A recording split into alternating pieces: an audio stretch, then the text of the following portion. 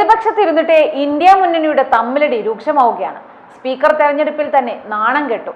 പലരും പല കോണിൽ തന്നെ. ഓം ബിർളയ്ക്കെതിരെ വോട്ട് ചെയ്യാൻ പറ്റില്ല എന്ന് രാജസ്ഥാനിലെ കോൺഗ്രസ് എംപിമാർ. കോൺഗ്രസ് സ്ഥാനാർത്ഥിക്ക് വോട്ട് ചെയ്യാൻ താല്പര്യമില്ലെന്ന് ഇന്ത്യ മുന്നണിയിലെ മമതയുടെ തൃണമൂൽ കോൺഗ്രസ് മറുവശത്ത്. ഇവരെല്ലാം ഇന്ത്യ മുന്നണിയെ ഇത്ര പെട്ടെന്ന് മറന്നു. കോൺഗ്രസ് കൊടിക്കുന്നിൽ സുരേഷിനെ നാണം കെടുത്തി.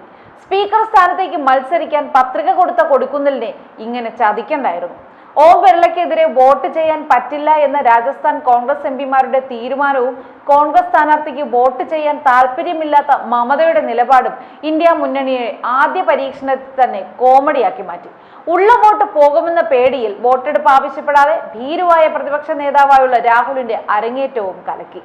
ഇങ്ങനെ തുടക്കത്തിലെ പേടിച്ചേരേണ്ട പ്രതിപക്ഷം എങ്ങനെയാണ് ഇനി മുന്നോട്ട് പോവുക? ശക്തനായ പ്രതിപക്ഷ നേതാവിനെയാണ് പ്രധാനമന്ത്രി നരേന്ദ്രമോദി ആവശ്യപ്പെടുന്നത്. ആദ്യ നടപടിയായ സ്പീക്കർ തെരഞ്ഞെടുപ്പിൽ പോലും മുന്നണിയിൽ ഇത്രയും നാണക്കേടായ സ്ഥിതിക്ക് മുന്നോട്ടുള്ള യാത്രയിൽ ചിരിക്കാനേ സമയം കാണും. രാഹുലിന്റെ വേഷത്തെയും നടത്തത്തെയും എല്ലാം വർണ്ണിച്ച് മാധ്യമങ്ങൾ പുകഴ്ത്തുമ്പോൾ ആ വേഷത്തിനുള്ളിൽ ഇപ്പോഴും പഴയ ആൾ തന്നെയാണ് എന്ന് രാജ്യത്തിന് ബോധ്യപ്പെടുത്തി കൊടുക്കുകയാണ് രാഹുൽ ഗാന്ധി. ലോക്സഭയിൽ ഇത്തവണ പ്രതിപക്ഷ നേതാവായി രാഹുൽ ഗാന്ധി എത്തുന്നത് ക്യാബിനറ്റ് പദവിയോടെ മോദിക്കൊപ്പം സുപ്രധാന സമിതികളിലും അംഗമായിട്ട് കൂടെയാവും.